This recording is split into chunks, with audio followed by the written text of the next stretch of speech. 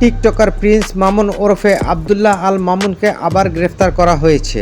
আজ বৃহস্পতিবার ভোরে আদালতের গ্রেফতারি পরোয়ানার ভিত্তিতে তাকে গ্রেফতার করা হয়।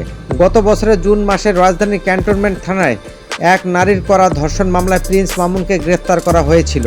পরে তিনি জামিন পান। ওই নারী সাইবার নিরাপত্তা আইনে অনলাইনে মিথ্যা, বিভ্রান্তিকর ও মানহানিকর তথ্য প্রচারের অভিযোগও করেছিলেন। প্রিন্স মামুন মূলত সামাজিক যোগাযোগ মাধ্যম টিকটক ও লাইকিতে নিজের তৈরি মিউজিক ভিডিও পোস্ট করে পরিচিতি পান। ভাটারা থানা ভারপ্রাপ্ত কর্মকর্তা মোহাম্মদ রাকিবুল হাসান জানান, গ্রেফতারের পর প্রিন্স মামুনকে আদালতে সোপর্দ করা হয়েছে। বিয়ের প্রতিশ্রুতি দিয়ে ধর্ষণের অভিযোগে প্রিন্স মামুনের বিরুদ্ধে রাজধানীর ক্যান্টনমেন্ট থানায় মামলা করেন ওই নারী। পরে গত বছরের 1 জুলাই ঢাকা মহানগর দায়রা জজ আদালত থেকে জামিন পান মামুন। মামুনের পক্ষ থেকে আদালতে দাবি করা হয় তিনি নিরপরাধ। হয়রানি করতে তাকে মামলার আসামি করা হয়েছে।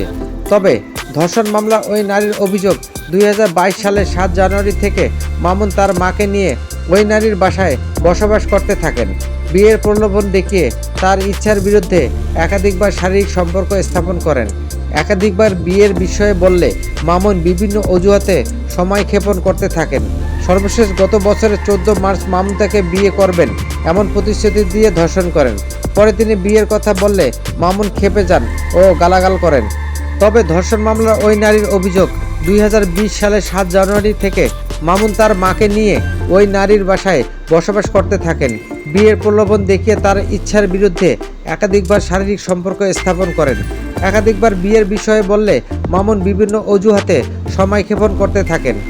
সর্বশেষ গত বছরের 14 মার্চ মামুন তাকে বিয়ে করবেন এমন প্রতিশ্রুতি দিয়ে ধর্ষণ করেন। পরে তিনি বিয়ের কথা বললে মামুন ক্ষেপে যান ও গালাগাল করেন। মামুনের মা বাবার সঙ্গে যোগাযোগ করলে তারাও তার সঙ্গে দুর্ব্যবহার করেন।